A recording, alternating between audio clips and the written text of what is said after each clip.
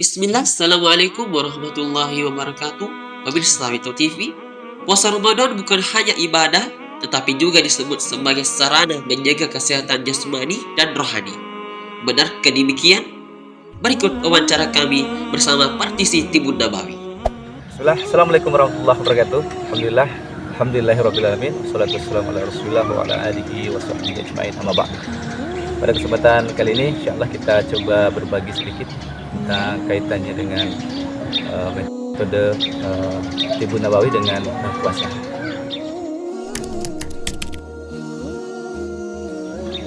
Dalam pandangan Timun Nabawi kaitannya dengan puasa, insyaallah ini luar biasa.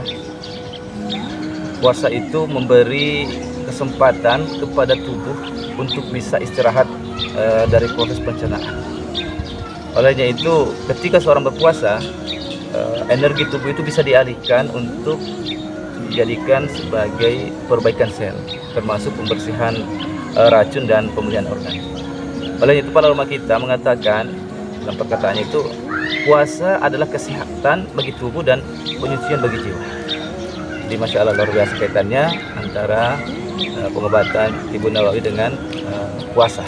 Masya Allah.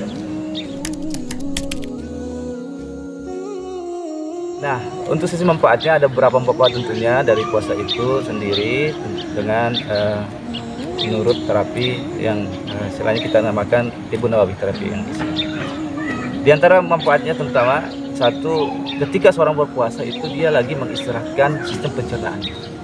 Jadi yang tadinya pekerjaan sistem pencernaan itu bekerja ibaratnya mesin, itu kerja dari pagi ya untuk mengolah makanan. Ketika seorang berpuasa itu berkesempatan untuk mereka beristirahat sejenak ya. Yang kedua, dari sisi menyeimbangkan metabolisme tubuh ya. Kemudian yang ketiga, di antara manfaatnya adalah menurunkan peradangan dalam tubuh ya. Dan keempat, memperbaiki fungsi hormon. Dan yang kelima, mengaktifkan proses regenerasi.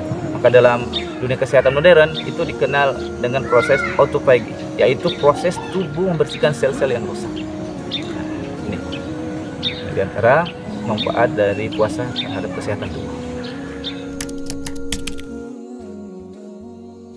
Ya, tentunya puasa itu sangat membantu dari proses detoksifikasi alami tubuh, detoks, pembersihan racun-racun dalam tubuh kita.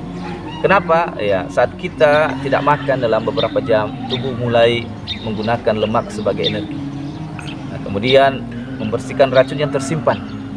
Dan tentunya yang paling penting juga adalah memperbaiki sel-sel yang rusak.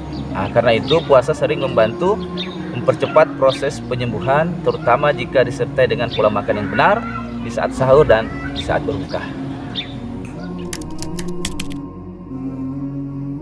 Nah, beberapa kondisi tertentu yang sering kaitannya dengan puasa itu, ada beberapa kondisi yang sering membaik saat puasa. Di antaranya orang yang memiliki gangguan lambung ringan ya, ini gangguan ringan ya, lambung ringan. Kemudian orang yang memiliki riwayat kolesterol ya, penyakit kolesterol yang tinggi, termasuk juga yang asam urat ya, asam urat. Kemudian orang yang mengalami obesitas, kegemukan. Makanya heran kalau ada orang puasa justru tambah berat badannya. Nah, itu ada yang salah. Jadi nanti kita coba sebutkan, jelaskan apa yang salah di situ. Kemudian orang yang memiliki tekanan darah tinggi, termasuk juga orang yang ada diabetes tipe ringan. Tentu ini dengan pengawasan. Jadi ini semua tentu tetap harus disesuaikan dengan kondisi masing-masing. Baik, Masya Allah. Jadi dalam agama kita, syariat kita sudah disebutkan ya tentang makanan-makanan yang sering dikonsumsi oleh Rasulullah SAW. Ya, nah, ini memberikan contoh makanan yang sangat sederhana namun penuh dengan manfaat. Contoh dari saat berbuka, beliau selalu bersabda, jika salah seorang di antara kalian berbuka, maka berbukalah dengan kurma. Maka di antara makanan yang disunahkan, dianjurkan untuk dimakan saat berbuka sedang sahur adalah kurma.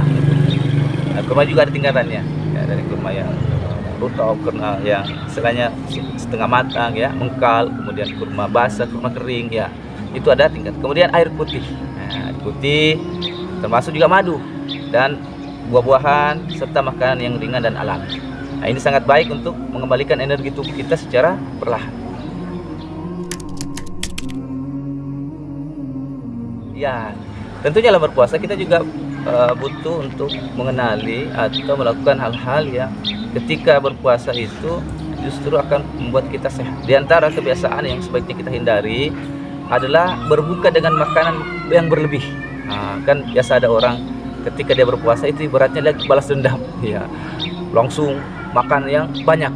Nah, kemudian terlalu banyak gorengan, ya gorengan ini juga termasuk makanan yang istilahnya tidak terlalu dianjurkan. Sekali-kali boleh lah, tapi kalau keseringan, nah ini juga akan berdampak terhadap kesehatan. Kemudian minuman yang terlalu manis, ya minuman yang mengandung pemanis buatan apalagi, ya, atau langsung makan dalam jumlah yang besar.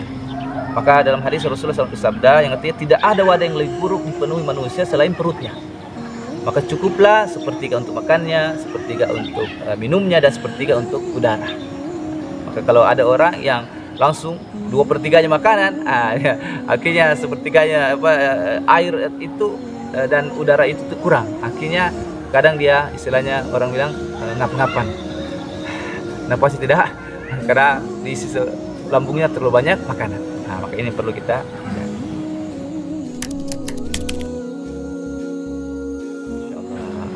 baik, karena puasa itu bukan hanya tentang bagaimana menahan makan dan minum, tetapi juga bagaimana kita melatih pengendalian diri kita.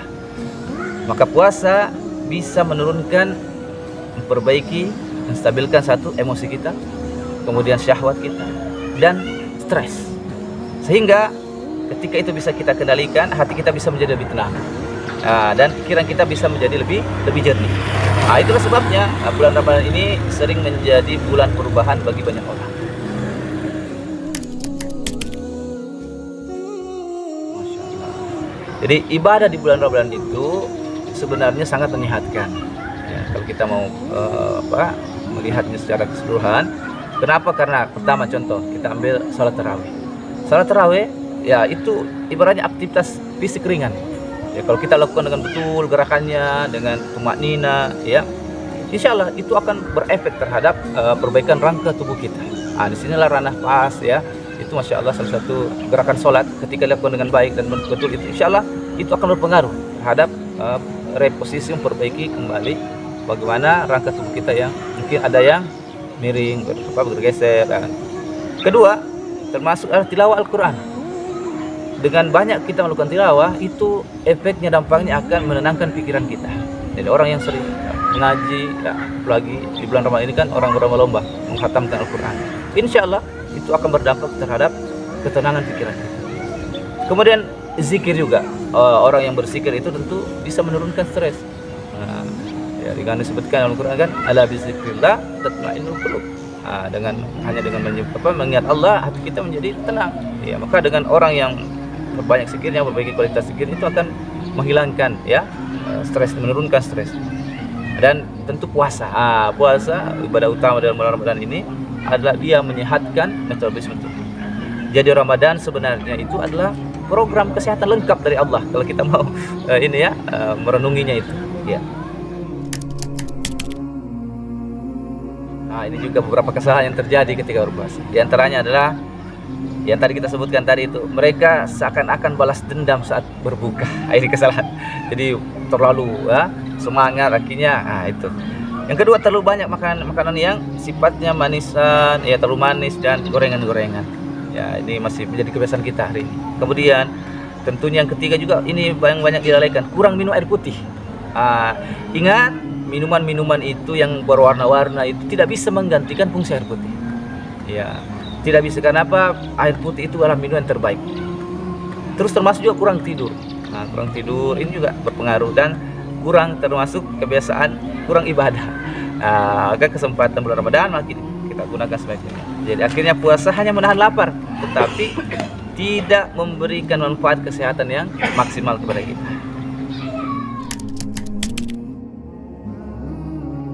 Ya, sebagai kesimpulan, bagaimana menjadikan puasa itu menjadi sarana agar kita bisa sehat jasmani dan rohani. Tentunya yang pertama, jadikan puasa itu sebagai momen memperbaiki pola hidup.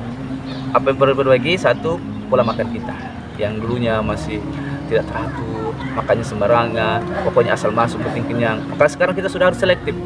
Ya, bagaimana cara memilih makanan-makanan yang ketika kita makan itu memberikan efek yang positif terhadap tubuh kita. Maka dalam sebuah perkataan disebutkan, ya, jadikan makanan sebagai obat, jadikan obat sebagai makanan. Ya, jadi kita tahu ketika makan ini akan berdampak apa terhadap tubuh kita. Nah, maka insya Allah kita tidak asal makan, tidak asal enak, tapi kita mencari apa manfaat dari apa yang kita makan. Kemudian kedua, termasuk juga pola tidur. Ya, jangan abaikan itu. Ya, tidur kita cukup. Ya, jangan istilahnya jam tidur kita juga harus istilahnya diatur. Jangan banyak begadang tentunya. Ya, begadang dalam hal tertentu boleh, tapi jangan jadikan kebiasaan. Kemudian yang ketiga termasuk adalah pola ibadah.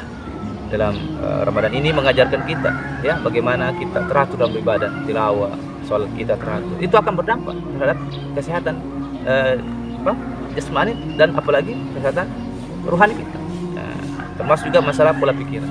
Ya, orang yang sedang berpuasa itu dia lebih tenang, ya, lebih tenang. Ya, maka jika berpuasa dilakukan dengan benar, insya Allah kita akan mendapatkan dua kesehatan sekaligus. Apa itu? Sehat jasmani, sehat rohani. Ya, jadi mungkin pesan-pesan terkait dengan manfaat dari sisi Tibun Nabawi dari kesehatan dan puasa. Semoga bermanfaat. Tentunya kita berikan doakan kepada teman-teman agar senantiasa sehat, diberikan kesehatan, dan tentunya yang paling penting adalah bagaimana kita gunakan kesehatan itu untuk lebih taat kepada Allah. Assalamualaikum warahmatullahi wabarakatuh.